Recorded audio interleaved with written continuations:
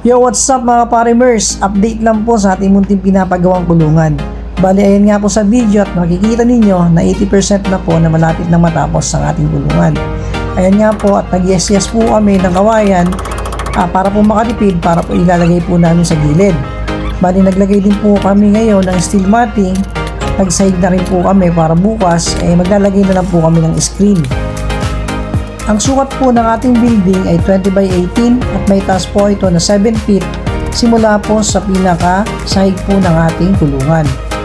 About na po sa gastos ng ganito klase at ganito kalaking kulungan, umabot na po kami ngayon ng 30,000 pesos mahigit. Bali, hindi pa po dyan kasama ang ating yero kasi nga po nakalibre tayo sa ating kita.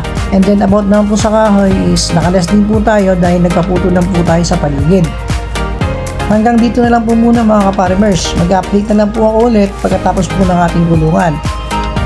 About po sa total na magagastos at sa mga idadagdag pa po namin. Hanggang dito na po muna. Pagpalain kayo lahat mga kaparimers.